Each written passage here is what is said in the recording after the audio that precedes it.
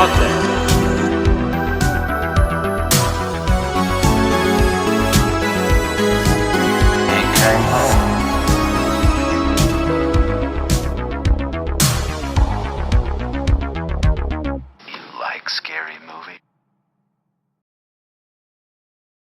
Welcome back to Corn on Yes. the Macabre.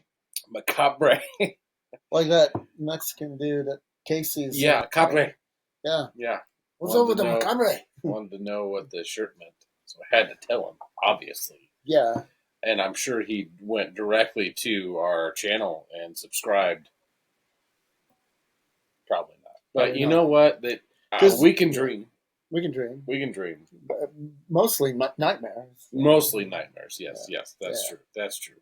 But we're here for something way more important today. Yeah, we're here for Salem's Lot. Salem's Lot, our review of Salem's Lot, because we've been waiting for this one. Yes.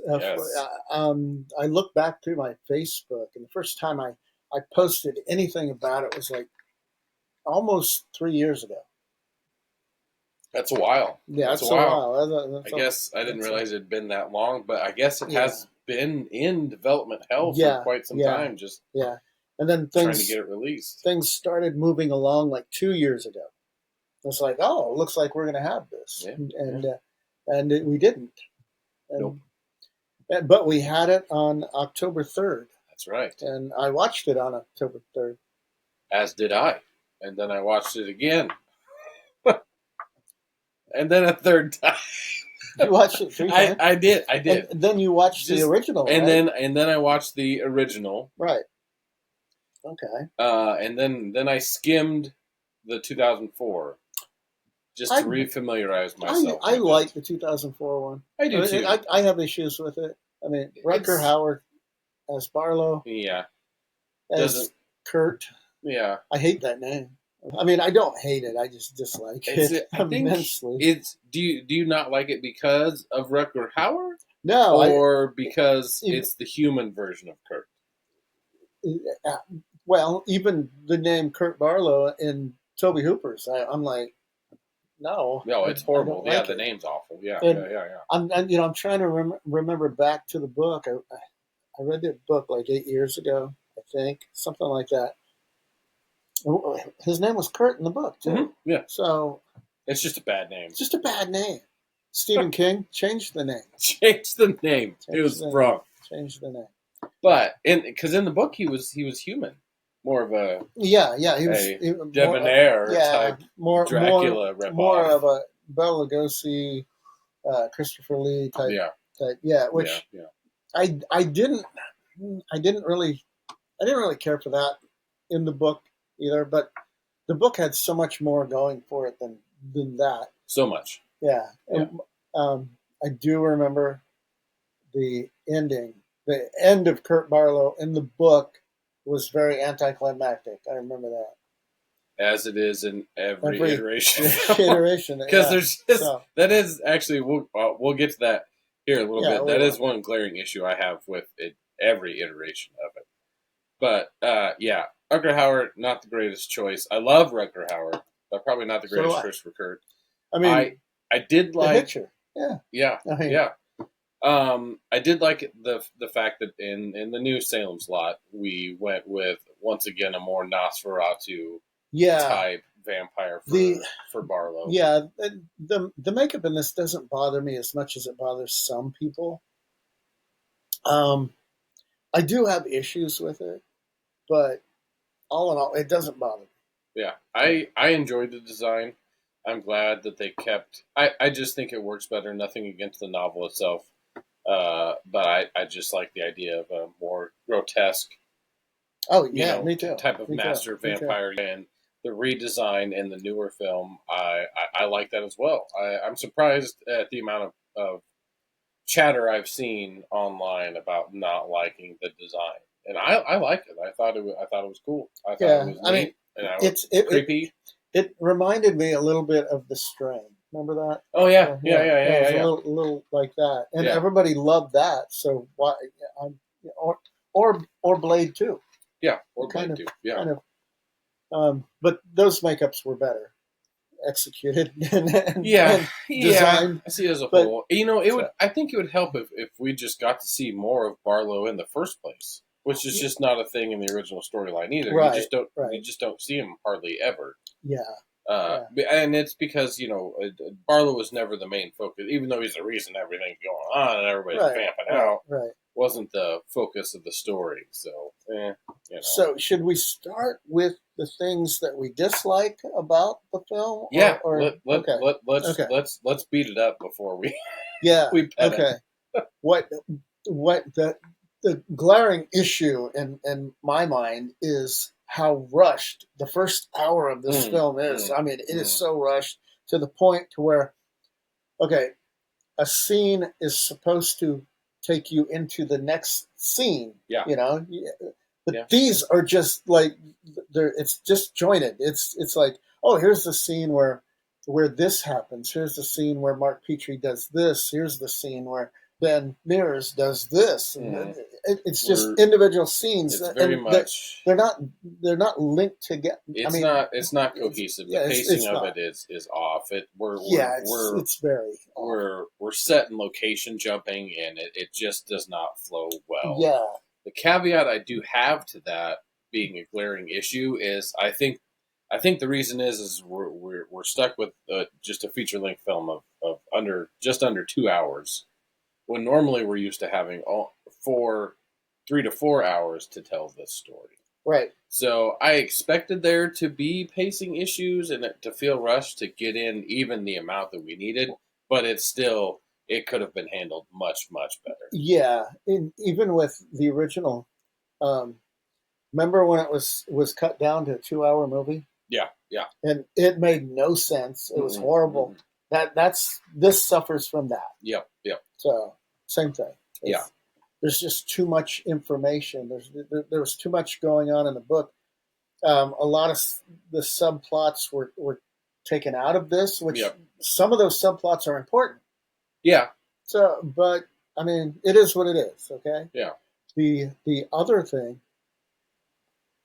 that I did not like about it was the vampires should have been scary.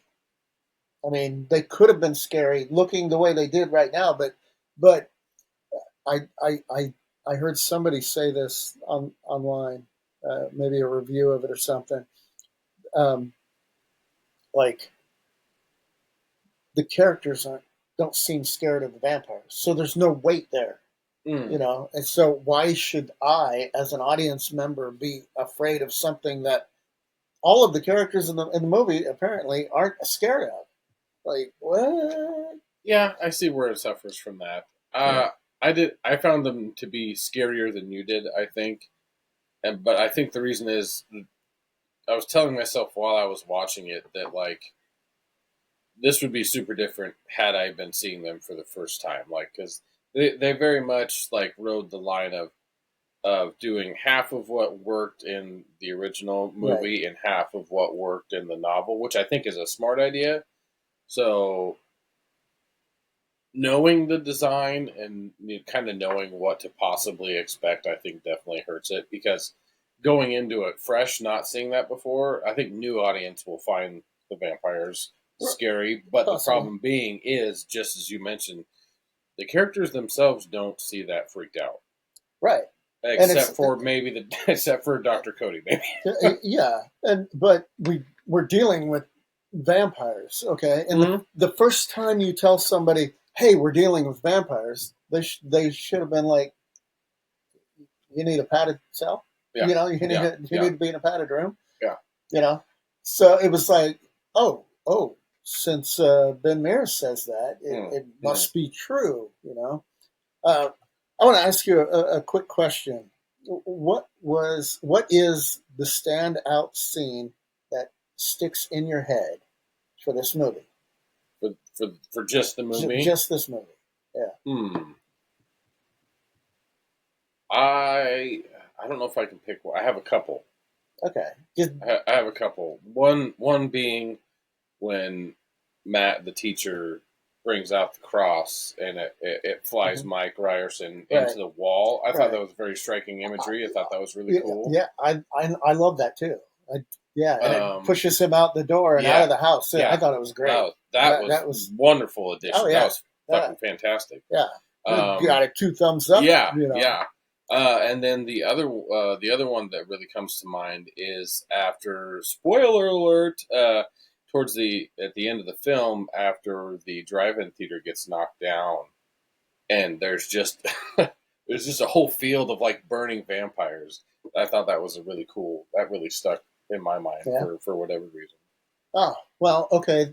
The one scene that's stuck in my mind is where Ben Mears runs out of the church into the street. And then, yes. And then he looks back to the church and then looks back at the street, and there's just vampires everywhere. Yeah, that was creepy. Yeah, that that was creepy. I love that. Yeah, and, but to me, the original is way more creepy than than this movie was. Oh, yes, yeah. By leaps and bounds, absolutely. And the book was terrifying.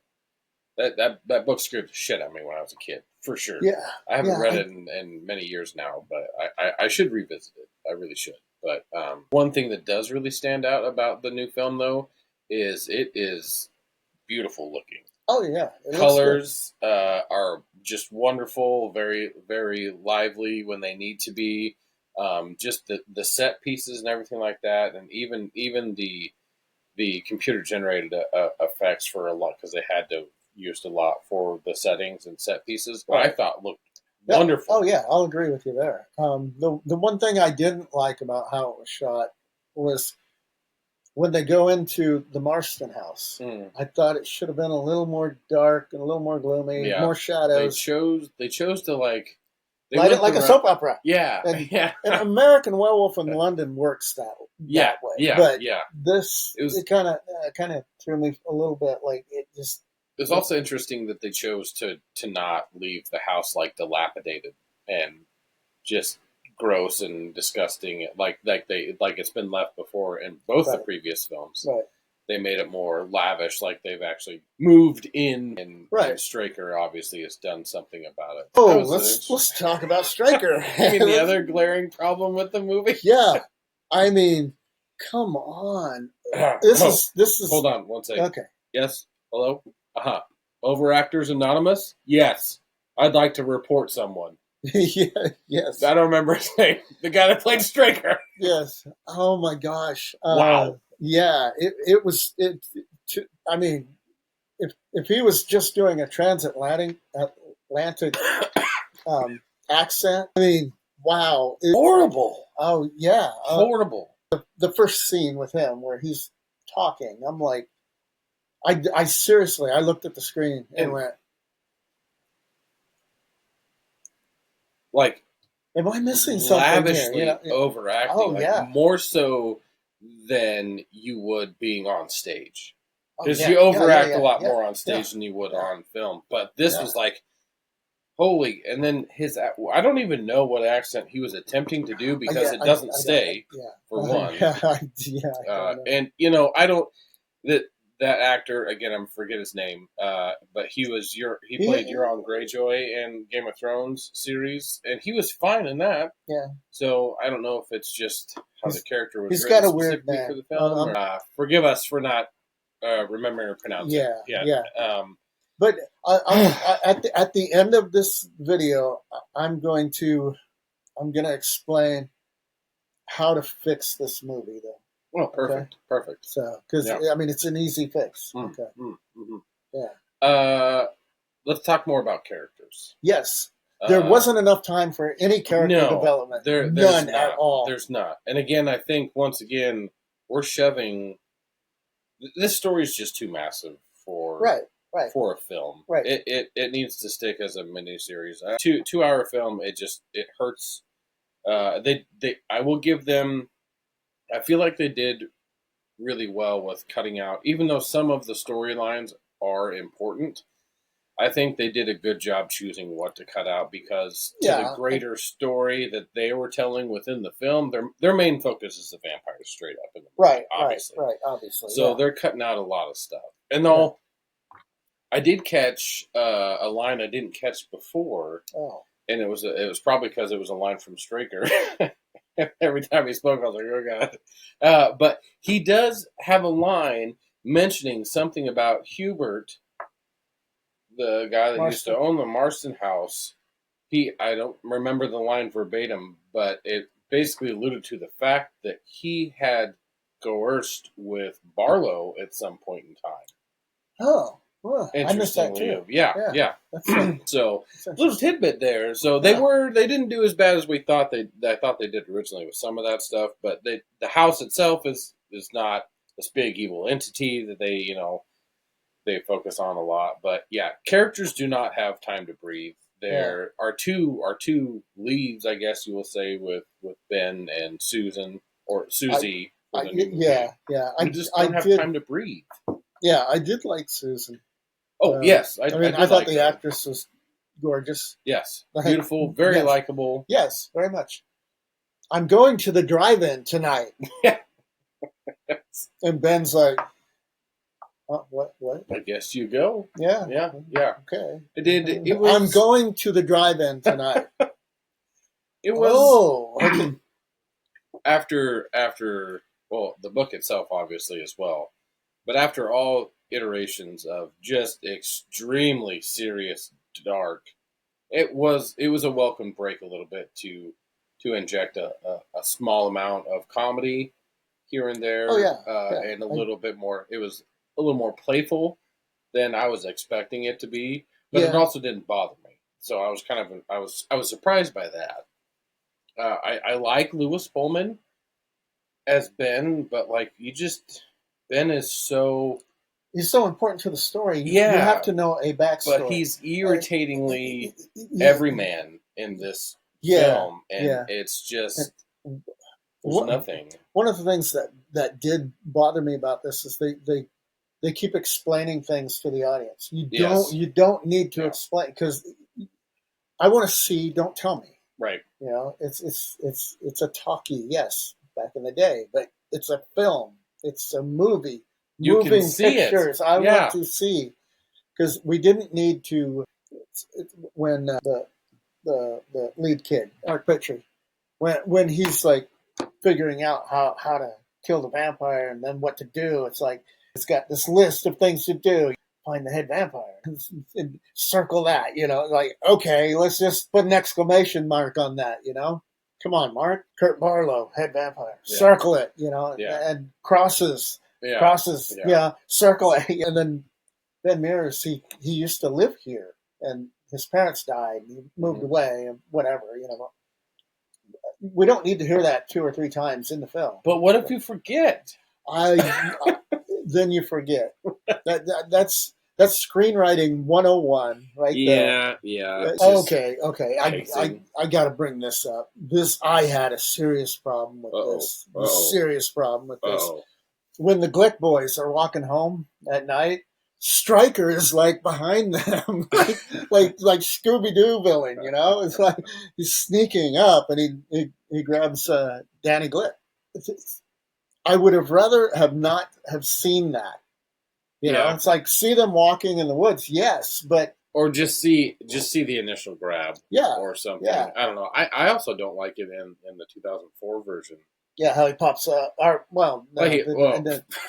First of all, I don't believe Straker in that iteration of him is strong enough or quick enough to do any of those things. Right. Because they do not, in the 2004 version, they don't give him any quasi familiar powers like Renfield. But which in the 79 version they don't.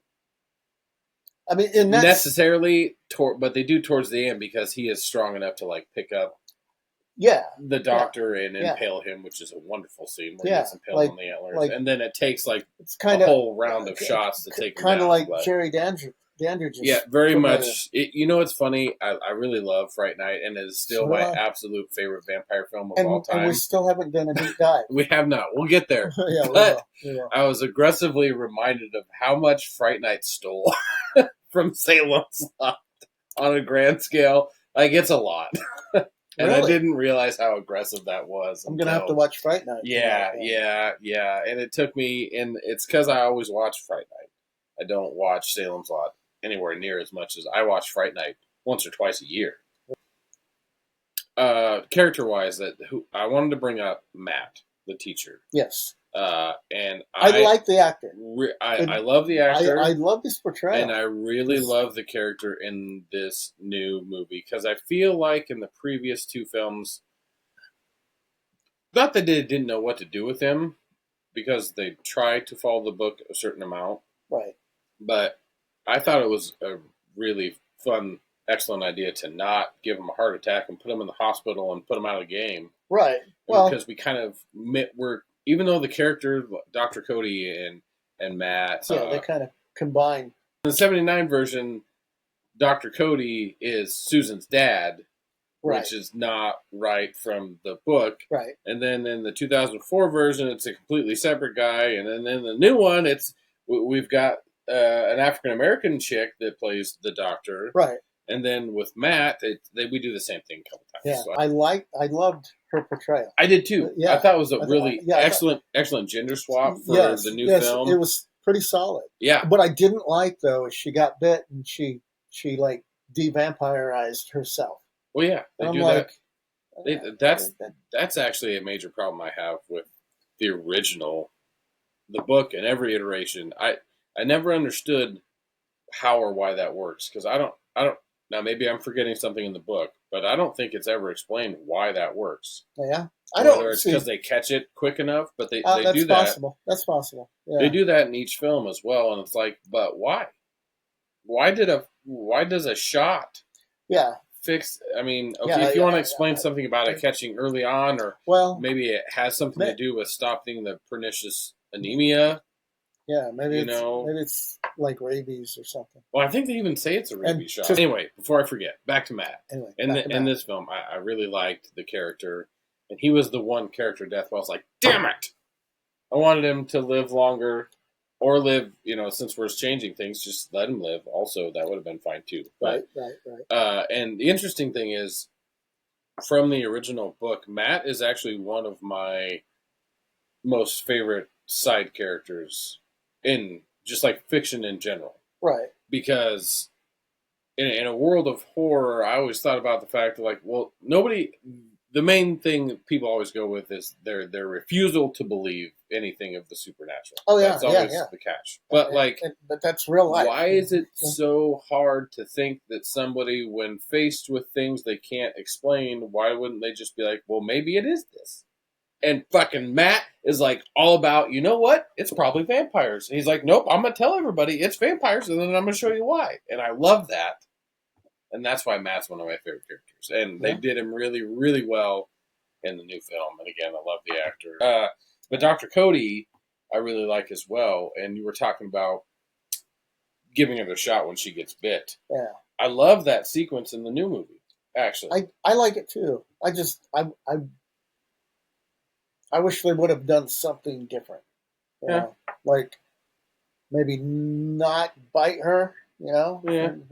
Because I didn't want that to be part of this movie. That's, because that ups the stakes again. If somebody gets bit, I mean, you go,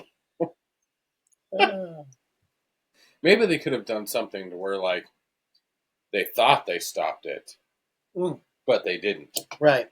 Instead of just blowing her away with a shotgun later. That kind of sucked. Yeah. I don't like when characters die to shit deaths. Well, that death I liked because it was a shock. It was a shock. I'll give him that. I'll give him that.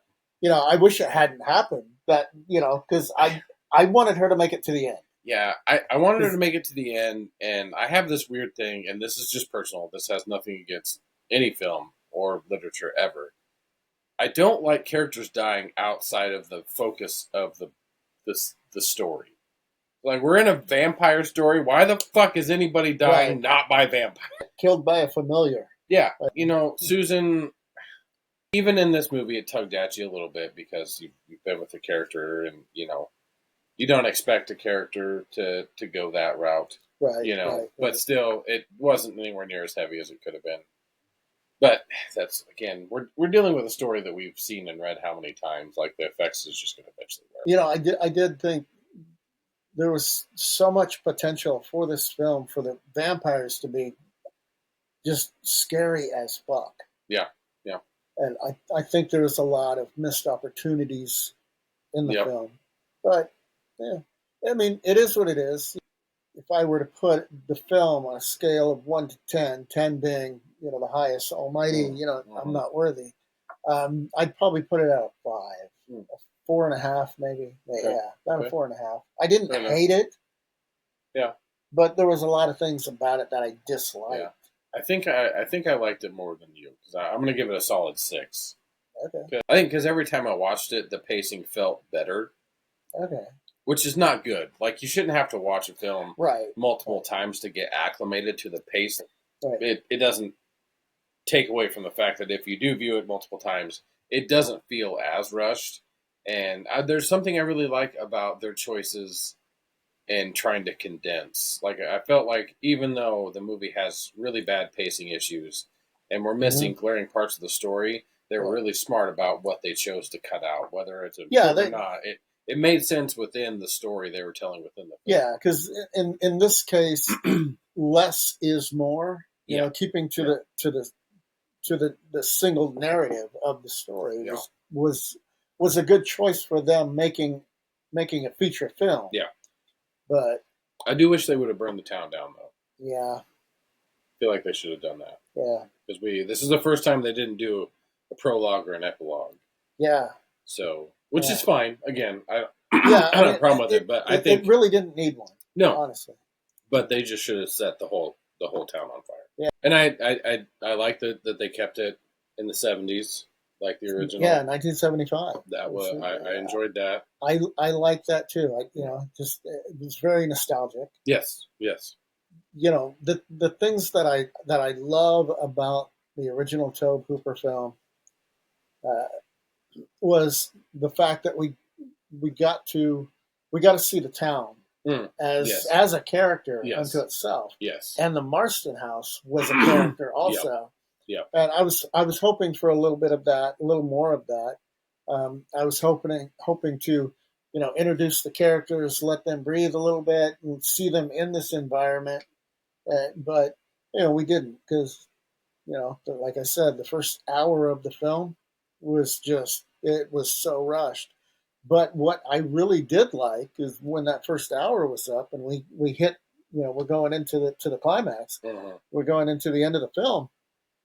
That last half hour of the film. Yeah. It was solid. Yeah, real solid. I liked it. So, at first I'm like, putting the ending in the drive-in theater where the cars were coffins, basically. Yes. I'm like, what the fuck? But by the end of it, I'm like, okay, I loved it. They completely out of the blue. They made up this whole thing. But man, did it work? I thought it was fantastic. I thought it was a brilliant idea that we used the cars as coffins. Yeah, I thought it was. Yeah, it grew on me as I was watching it. I'm like, this isn't so bad. They're changing the ending, and a lot of times, when you take a Stephen King novel and you change the ending, The Mist, it makes for a better movie than the book.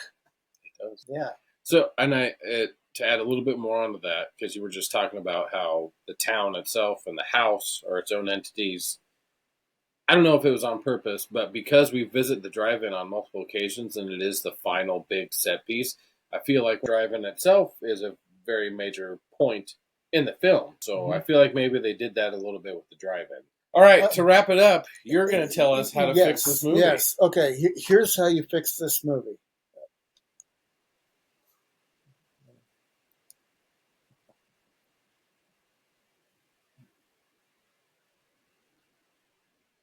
Hey, Mike. It's me. Yeah. Okay, hang on. I have Mike Flanagan on the phone. Okay. So, okay, Mike, what you need to do, okay, and do this for me. Okay, you owe me a big solid. All right. Salem's Lot, you and Netflix. Okay. All right. All right. Thanks. Bye. Mike Flanagan's going to do Salem's Lot. on Netflix. Problem solved. Yeah, there you go. That would fix it. I mean, 10-episode season. That's enough time to. God, that would be amazing. It would. It would be amazing. Yeah.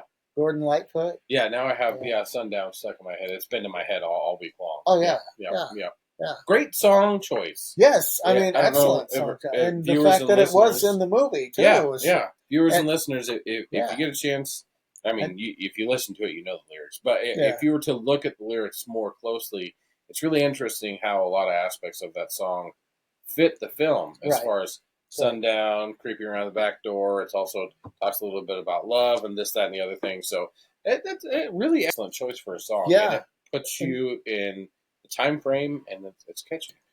I'm not sure if I want another Salem's Lot at this point. I think maybe we just need to be done. I mean, yeah, Mike said he'd do it. Because he owes me a solid. Yeah. So, no, I mean, I would watch that. I really would. Because Mike Flanagan's like hot right now. Yeah. Oh yeah. So, I mean, ever since Haunting of Hill House. Yeah, and then Black Mass. Yes. Black Mass was good. Black Mass was amazing. Yeah. Talk about times to let characters and stuff breathe. Oh, yeah. Holy moly. Imagine if you gave that's what we need for Salem's Lot, really. Yeah, Mike Flanagan. That's what we need. Well, I told you. Yeah. I think that covers Salem's Lot. So I think it does. Yeah. I would tell people to go check it out. That's it. Like, share, and subscribe. Like, share. Yes. Subscribe. Go check out Salem's Lot, and we'll catch you guys next time.